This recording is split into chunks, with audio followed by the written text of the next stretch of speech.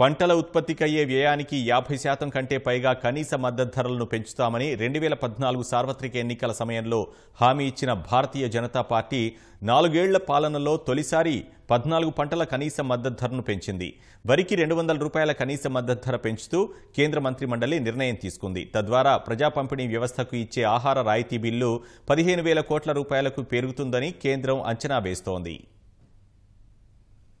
ప్రధాని మోదీ నేతృత్వంలో సమావేశమైన కేంద్ర ఆర్థిక వ్యవహారాల కేబినెట్ కమిటీ కీలక నిర్ణయాలు తీసుకుంది. వరి సహా 14 వ్యవసాయ ఉత్పత్తుల మద్దతు ధరలను పెంచింది. క్వింటాలు వరి సాధారణ రకానికి ₹200, గ్రేడ్ ఏ రకానికి ₹180 కనీస మద్దతు ధర పెంచేందుకు మంత్రివర్గం ఆమోదముద్ర వేసింది.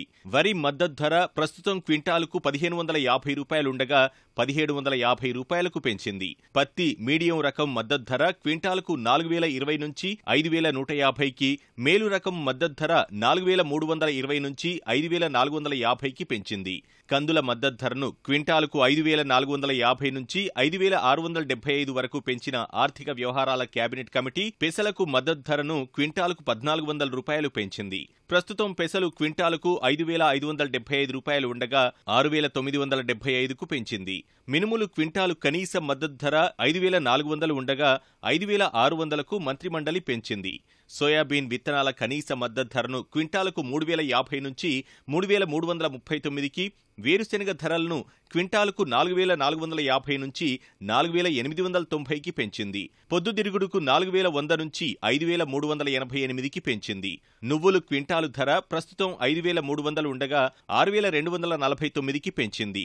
నూనె ధాన్యాల కనీస మద్దతు ధరను 50%, పప్పు ధాన్యాలకు 66% కనీసం పెంచినట్లు కేంద్రం తెలిపింది.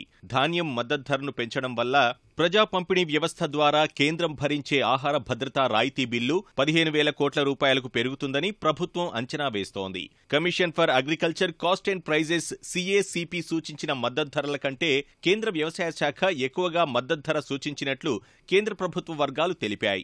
అనేక పంటలకు మద్దతు ధర లేక రైతులు నిరాశలో కూరుకుపోయిన నేపథ్యంలో కేంద్ర వ్యవసాయ శాఖ ఈ నిర్ణయం తీసుకున్నట్లు తెలుస్తుండగా ఈ నిర్ణయం చరిత్రాత్మకమని హోంమంత్రి రాజ్నాథ్ సింగ్ వ్యాఖ్యానించారు. इसीलिए मैंने कहा कि आज तक आजाद भारत के इतिहास में कभी भी मिनिमम सपोर्ट प्राइस में इतनी हाइक किसी भी सरकार ने नहीं दी थी.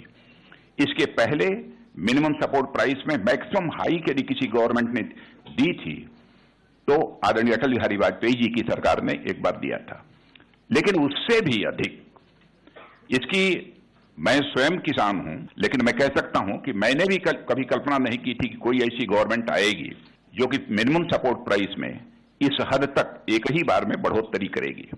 इसीलिए मैंने कहा कि यह कोई साधारण फैसला नहीं है, बल्कि एक बहुत ही एक ऐतिहासिक फैसला है.